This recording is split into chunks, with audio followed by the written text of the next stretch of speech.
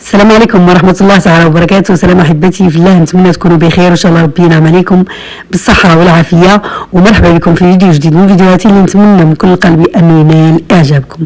رمضان كريم، كل عام وانتم بخير وتصوموا بالصحة والعافية إن شاء الله. وصفة اليوم هي وصفة رمضانية بامتياز، تقدروا عليها تقدروا تقولوها صينية مملحات ولا صينية ميني تاكوس ولا صينية ميني شاورما، سموها واش بغيتوا، المهم الوصفة تستحق أنكم تجربوها. أول حاجة راح نحتاجوها لهاد 3 مكونات. واش راح نحتاجو؟ عفوا، راح نحتاجو الى بصل مقطع شرائح، دجاج مقطع شرائح يعني نصف صدر ولا صدر على حسب عدد افراد الاسره. نحتاجو ايضا الى فلفل خضر ولا فلفله طرشيه، نحتاجو مقطع شرائح. بالنسبه للتقطيع، طريقه التقطيع تقدروا نتوما تقطعوها كما بغيتوا، انا قطعتها شرائح هكا على الطول رقيقه، نتوما تقدروا تقطعوها مربعات او مكعبات لو حبيتوا. المهم طريقه التقطيع تكون كلها كيف يعني كي الدجاج كي البصله كي الفلفله الطرشيه. وبالنسبه للفلفله الطرشيه تقدروا ديروا الالوان، لو كان عندكم الالوان من الافضل انكم ديروا الالوان، ما عندكمش ديروا الخضر كما انا وخلاص. المهم نجيبوا طاجين ولا طنجره ونحطوا فيها قليل من الزيت، نديروها فوق النار كما شفتوا، ونحط فيها البصل. حطيت فيها البصل وشويه ملح، وراح نغطيها حتى تدبل البصله او حتى تبدا تدبل البصله. الوصفه لذيذه وبنينه وسهله وسريعه، وخاصه لو كان درتوا هاد الخلطه، يعني هاد الخلطه نتاع البصل والدجاج والفلفله الطرشيه درتوها نهار قبل يعني، ولا حتى اسبوع وخليتوها في الثلاجه، ونهار بغيتو ديروها يكون عندكم كل شيء واجد. المهم غطيت هذيك البصله حتى دبلت او بدات تدبل، يعني كما راكم تشوفوا حجمها نقص. في هذه المرحله راح نضيف الدجاج. كما راكم تشوفوا هاو الدجاج اللي مقطعته اصابع الطويله، لانني مقطع البصل شرائح، فحاولت ان التقطيع يكون كله كما بعضه يشبه بعضه. طبعا تقدروا تقطعوه مربعات لو حبيتوا، تقدروا تستعملوه حتى مرحي. المهم خلطوا بهذه الطريقه اللي كنتوا تشوفوا فيها، راح نغطيه وراح نخليه حتى يتبدل اللون هذاك نتاع الدجاج. كما راكم تشوفوا حاولت اني نحركه مره على مره، وخليت حتى تبدل لون الدجاج وحركته، يعني خليته واحد 10 دقائق وهو فوق النار، طبعا على حسب نوع النار. ومن بعد اضفت الفلفله الطرشيه. الفلفله الطرشيه كما سبق قلت لكم تقدروا من الافضل انكم تستعملوا الوان لو كان متواجد عندكم، لكن مش متواجد ديروا الخضر فقط، ما توحلوش روحكم. الوصفه بسيطه ومن المكونات المتواجده في البيت. غطيته حتى يدبل الطرشيه ايضا، وراح نوريكم الخطوه الثالثه. من بعد ما دبل لينا الطرشي كما راكم تشوفوها هو، راح نضيف في هذه المرحله الطماطم تكون مقشره من القشور ومن لهم هذيك الزريعه، وقطعوها هي ايضا بنفس الشكل اصابع طويله ورقيقه. طبعا خطوه الطماطم تقدروا تستغنوا عليها، يعني الطماطم باش تجيكم الحشوه طريه، ولكن اذا حبيتوا تستغنوا عليها تقدروا تستغنوا عليها، ماشي ضروريه في الوصفه. انا اضفتها وخليتها تخلطوا في هذه المرحله. راح نضيف التوابل، وبالنسبه للخلطه هذه ما تزيدوهاش الماء نهائيا، راح تضيف فقط في الماء اللي تنزلوا الطماطم والبصله والدجاج، وخاصه الدجاج عندي كان في المجمده. المهم واش حطيت التوابل؟ حطيت البزار اللي هو الفلفل الكحل، وحطيت الزنجبيل، وراح نحط شويه على راس الملعقه فلفل احمر حار، ونحط ايضا توابل الدجاج. توابل الدجاج حطوا شويه فقط على راس الملعقه، خاصه لو كان خدمتوها هذيك اللي خدمتوها معايا، اللي خدمتها انا معاكم، حطوا شويه فقط لانها شويه قويه. وهنا حطيت الثومه، ولكن هي من الافضل تحط مع الدجاج، انا هنايا نسيتها ومن بعد عاد تفكرتها حطيتها في هذه المرحله. طبعا رشه قزبر ورشه معدنوس،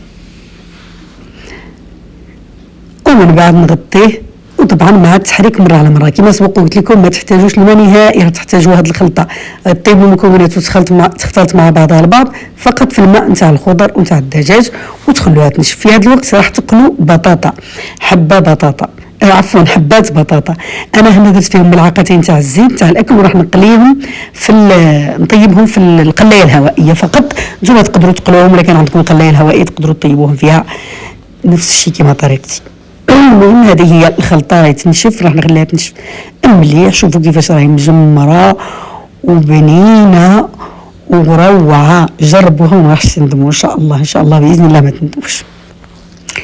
المهم من بعد هنايا راح تجي المرحله الاخيره اللي هي مرحله التركيب او مرحله اللف، سموها كما بغيتوا. المهم المرحله الثالثه راح نحتاجوا الى صوص طوماط من الافضل انه دائما كما سبق قلت لكم الصوص طوماط تكون موجوده عندكم محتفظين بها في المجمده. ما كانش عندكم تحضروها هي ايضا صوص طوماط عاديه كما ديروا صلصه البيتزا بتوابلها بصوالح.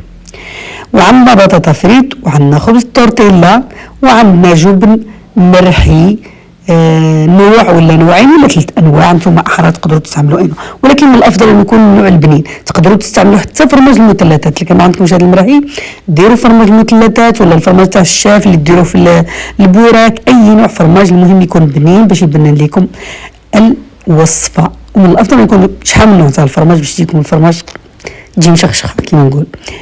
المهم راح نبداو نديروا طريقه التركيب. اول شيء راح نحطوا قليل من الخلطه وانتم تتحكموا في كميه الخلطه، اما ديروا خلي شويه فقط يعني على حسب الكميه المتواجده عندكم. كما راكم تشوفون هذيك الكميه في الطاجين استعملتها، راح نستعملها لمرتين يعني قسمتها الى مرتين. شوفوا ديروا شويه من الخلطه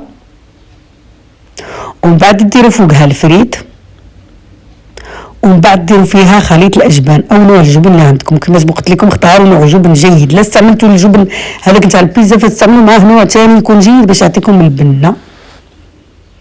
ونلفها بهذه الطريقه اللي راكم تشوفوا. هنا راني نغلقها في الجوانب فقط لانه عندي البلا اللي راح نحطها فيه صغير باش يكون نفس الحجم.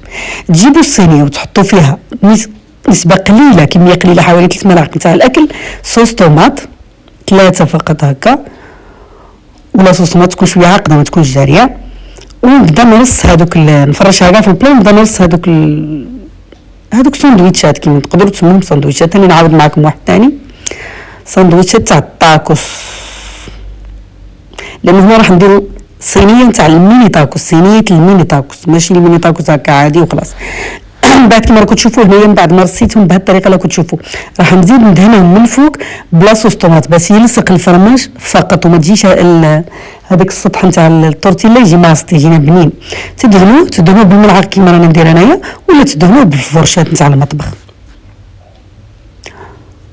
بهذه الطريقه اللي واضحه. فقط ما تكتروش بزاف يعني تدهنوا السطح فقط ماشي تصبوا، تدهنوه فقط يعني بالفرشات ولا طبعا تقدروا تستعملوا لاصوص طوماط الجاهزه لو حبيتوا، فقط تبلوها يعني ديروا لها شويه ملح شويه بزار شويه كمون باش تجيكم بنينه.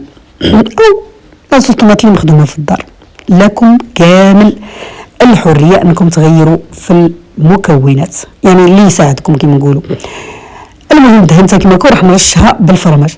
فقط نصيحه يعني كي تجوا ترشوها بالفرماج حاولوا ديروا فرماج يكون يذوب، ماشي داك الفرماج اللي يجف من الفوق، ديك التحضيرات اللي راهم يديروها وغير تحطيه ييبس هكا والو. ديروا فرماج يكون يذوب، فرماج من النوع الجيد. انا هنا استعملت خليط ما بين الفرماج الكرير والشيدر، الشيدر الاصلي كما راكم تشوفوا. تقدروا ديروا الجودان، تقدروا ديروا ايدام، كاع هادو يذوبوا جوزينين. والروج ايضا فقط روج لانه يجي شويه مالح انا يخوفني.